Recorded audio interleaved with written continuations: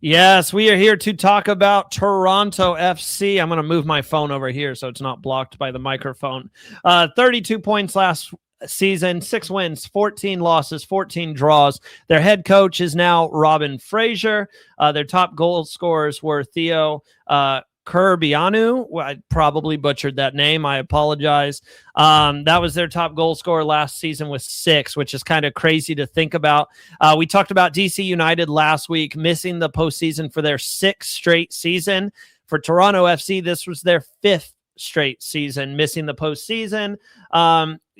Honestly, if you look at it for Toronto FC, before you give your first thoughts, Christian, a lot of it came down to, I feel like there were some major players who underperformed, and everybody knows who I'm talking about with Lorenzo Insigne, Federico Bernardes. Bernardes started picking it up a little bit, but I think it was still under his standards of what he can contribute as a football player. If you look at like how many goals they gave up, it wasn't too bad. They had a goal differential of -7 last season, which is different from the teams we talked about last week, who they all really struggled on the defensive end.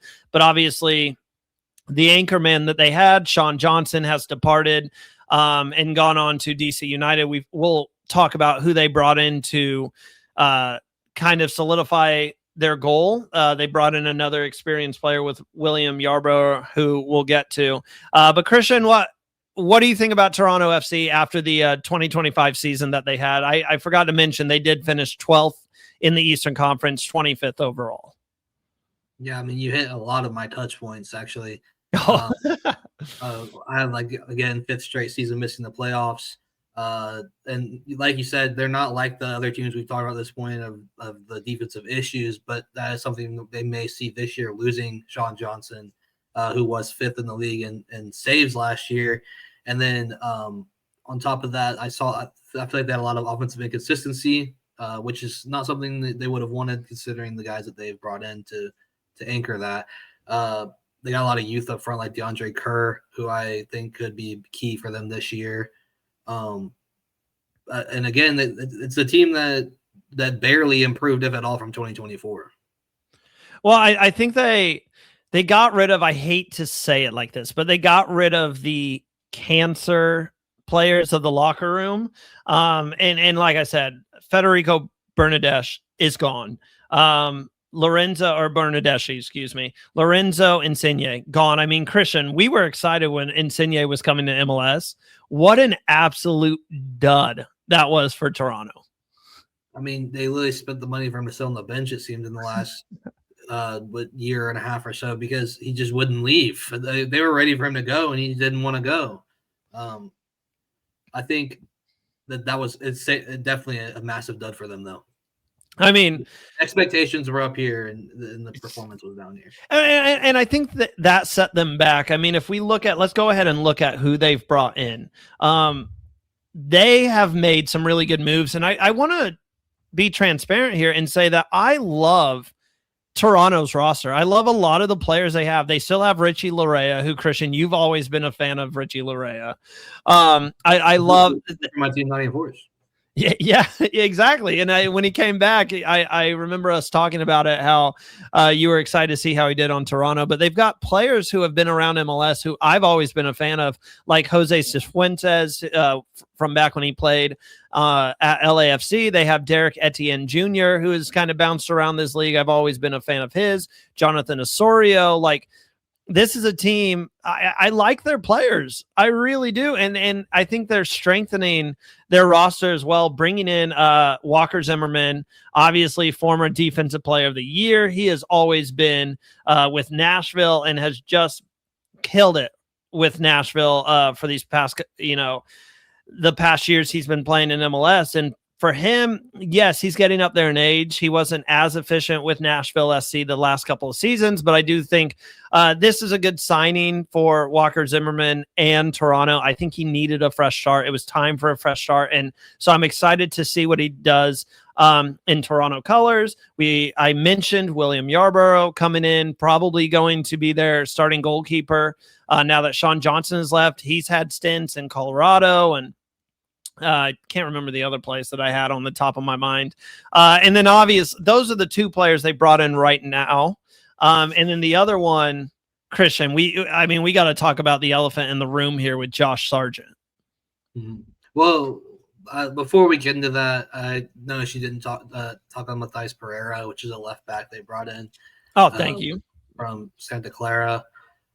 He also brings an attacking mindset from the fullback position. With Walker Zimmerman, I think that this team kind of touched on putting a defense in front of the goalkeeper, since they aren't going to have as strong as a position at the goalkeeper position. And then with William Yarbrough, yeah, he brings an experience, but let's not forget they also have Luka Gavron, the Canadian international, who I probably expect to get the start. I think Yarbrough. You think over William Yarbrough? I think Yarbrough will bring experience, but I think Gavron will get the start. Okay. I could definitely see Gavron starting. It's just for me, I've never seen William Yarbrough go somewhere and not draw that start. He's not as, he's a consistent goalkeeper, but I could definitely see what you're saying there. And I think you're probably right. Now that you called me off, or you called me out on it, I will definitely admit when I'm wrong, and you're probably right that Gavron is going to start. My notes, I instantly, as I was looking at who they were bringing in and everything as we got ready for this podcast, it's just, you see William Yarbrough and you're like, this is a consistent name, been around the league. He started in this league. But if he ends up being your backup goalkeeper, solid backup keeper to have, where if something happened to Gavron. I think that they're gonna see a battle for it, and maybe Yarbrough wins it. But I think Yarbrough is coming in at 36 years old, and yeah, he brings that experience. But I think that they give Luka Gavron the run before they have to, if they have to go to Yarbrough, then they'll have to go to Yarbrough. It'll be interesting to see the decision they end up going with at that goalkeeper position.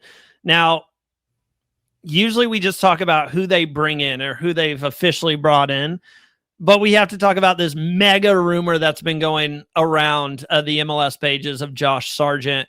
Obviously not happy at Norwich City. There was a heated confrontation. Reports are saying that during his talk with the general manager, family got brought up, which went too far for Josh Sargent. He does not want to play for Norwich City anymore from what we're hearing, just rumors. He is dead set on getting to Toronto. He wants to be sold to Toronto, thinks it would help him before the World Cup. Christian, what do you make of this rumor? And then if this move were to go through, what would this mean for Toronto FC? That's what I was going to go into, was the World Cup. I think you're going to see a lot of play. I mean, with the World Cup coming this coming year, you're going to see a lot of players making moves where they're going to get better opportunities and be more visible to their international coaches so that they can get time into the World Cup roster. I think it would be a good move for him. I think right now, as I said earlier, DeAndre Kerr, probably the leading striker for this team. He had 4 goals last year. Sorry, it's Remy. He had 4 goals last year. Obviously, bringing in Josh Sargent would immediately be an upgrade in that position. I think that they already have they already have some good players in Georgi Mihailovic and Theo Carbonneau that can kind of play off Josh Sargent. I think that would be a good fit for them. Well, don't just pass over Georgi Mihailovic. I think this is a player who I am super shocked has turned into this player who bounces around. Like, this is a really good player to have in your midfield. Spent time, I think it was Montreal who he started off with. Chicago. Yes. Thank you. Spent time Chicago. Then he went to Colorado, obviously is where he's coming from, and now finds his way in Toronto. And it just blows my mind. And I think he had a stint in Montreal, if I remember. He did, but he was at Chicago. It was Chicago, Montreal, Colorado. And I think this is, I dare say, I think this is one of the better players who, for whatever reason, has been bouncing around the league. I think gives you consistency in this midfield. Everybody knows what he can do with an attacking foot. And I think this is a good pickup for them. They got him obviously last season towards the end of last season. I love Georgi Mihailovic. I think he's a very underrated player in the league. He only played 10 games with Toronto last year, and in those 10 games he had 4 goals. So, and I mean, that's pretty good for a team for a guy who moves over mid-season to come in and score, almost a goal every 2 games. I think that's a guy you could see take a step forward, like with the whole offseason in the system. Well, yeah, I think he's definitely going to come in and help this Toronto FC.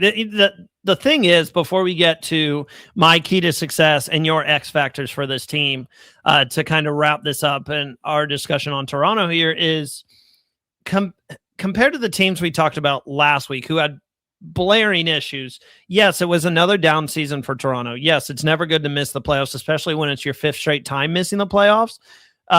Finished towards the bottom of the Eastern Conference, finished obviously 25th out of 30 teams. It's not great by any means, but this is a team that I don't feel like is miles away. If they were to get Josh Sargent, I think it automatically elevates them to at least, definitely a playoff contender, if not contending for home field advantage around that area.